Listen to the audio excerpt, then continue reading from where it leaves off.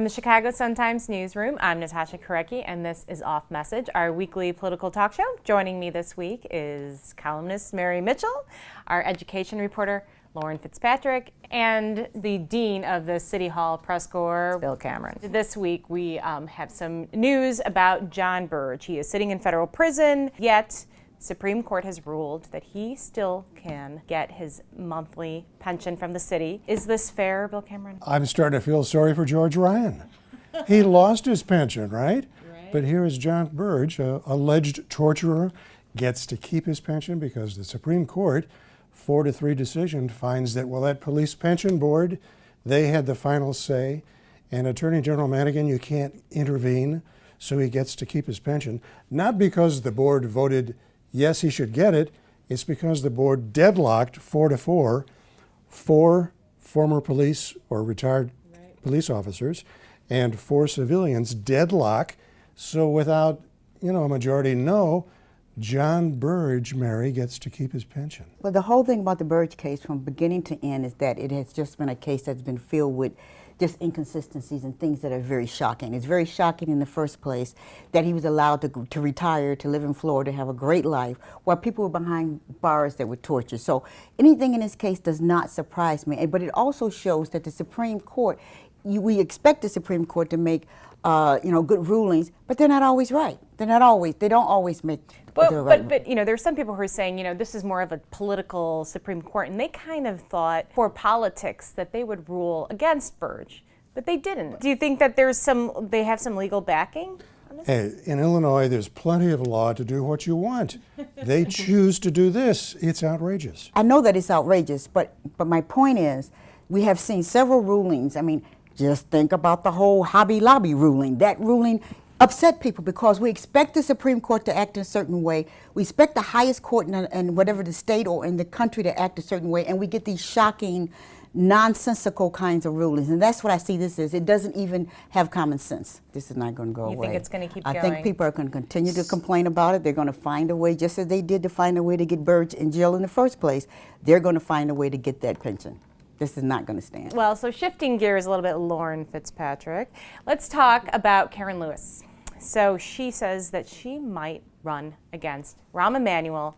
How serious is she? Well, she's a little sick of the mayor, and she doesn't see anyone else stepping up. She's done kind of a 180 over the last year. She went from saying absolutely not to focusing her efforts on finding someone who would. She's found herself. She's found herself. She went to Mexico. She found herself. With Tony Preckwinkle not stepping up definitively. Okay, but can Karen Lewis do it? Isn't Rahm Emanuel just going to rip her apart? No, I love to cover her, but she's wholly unqualified to be mayor. And Rahm could use her own quotes in his campaign ads because she has said on multiple occasions in previous weeks, I'm not qualified. I'm a school teacher. I'm not a politician. I don't want to do this. I think what's going on here is she's trying to nudge Tony Preckwinkle into declaring, because somebody of that stature has got to run, because Rahm is 29% approval rating right now. So Tony should be so scared of having Karen Lewis run that she would just jump in? Hadn't thought of that angle. I think Karen Lewis has been running for a very, very long time, and she's put all her ducks in a row right now. She's trying to look better. She's trying to lose weight. She's trying to not be a target for insults. She's raised some very important divisive issues in Chicago, school closing. She really hit it hard. And all of that in terms of what the mayor is doing. So I think that she's been running for a very long time. She wanted just to see what Tony Preckwinkle was going to do. And now she's got us, kind of dangling. So you think this is serious? I think it's very serious. I think she's gauging the public opinion of whether or not she can. I think she's really behind the scenes, putting some pieces together to run. But what about money? I'm not sure it helps either, because it plays into this big shot of the nation, not of Chicago image of Rahm's, Mayor 1%. I think we're underestimating, though, how frustrated people really are. The people on the south side and the west side, they're frustrated about closing schools. They're frustrated about the way the streets look. I'm frustrated from the south side about, the potholes that are still there. I just think that he's vulnerable, and I think that Karen Lewis is really testing the waters to see.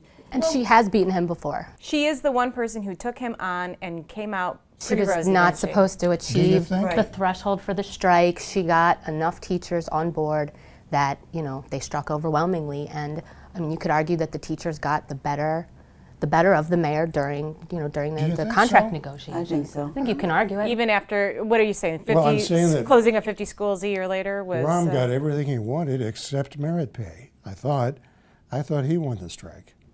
I don't think Rahm won the strike. I think that... I agree that Rahm was disappointed and outraged that there was a strike. I mean, didn't their contract come out pretty good after that? I thought the teachers did pretty well, yeah. And she had Considering. tens of thousands of bodies in the street marching wherever she told them to march. I mean, she has support. I don't know if she's got enough to beat him at this point, but she has support. And meanwhile, she's going to beat him up along the way. I'll look forward to that campaign. It'll be fun to cover. And just quickly, Mary, you wrote a little bit about the 50th anniversary of the Civil Rights Act.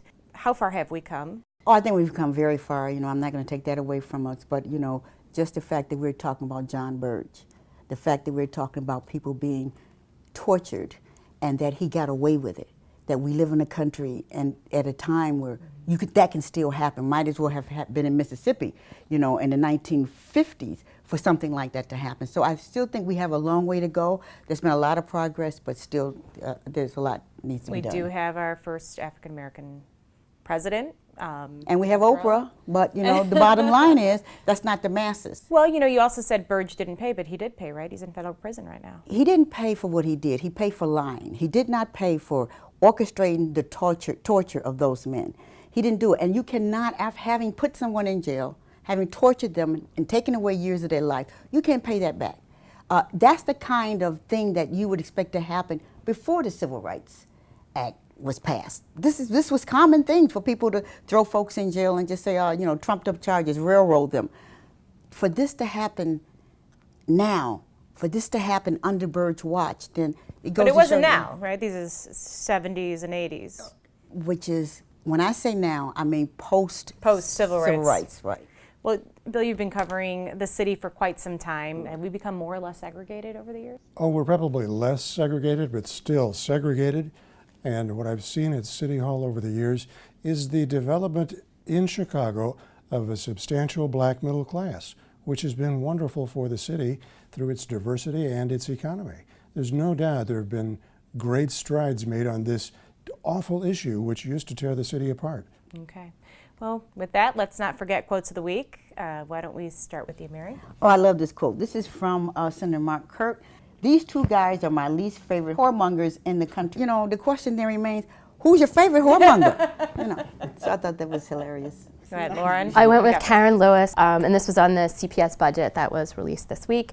Every single thing that this guy does until February is going to be a re-election spin, she said, calling this his re-election budget. She said, spinning her own re-election bid. And I went with John Daley, brother of Mayor Richard Daley, who wants to get out of testifying in the Park Grill matter because of a, quote, medical hardship, don't you know.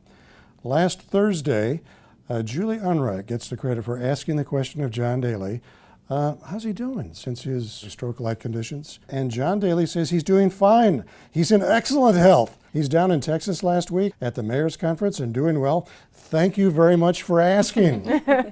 I'm going with another World Cup quote. Landon Donovan taking it to Jurgen Klinsmann for not bringing him with, and he says, of U.S. losing its bid, I don't think we were set up to succeed. Just as an aside, I agree. Anyway, with that, thank you for joining us this week, and join us next week on Off Message.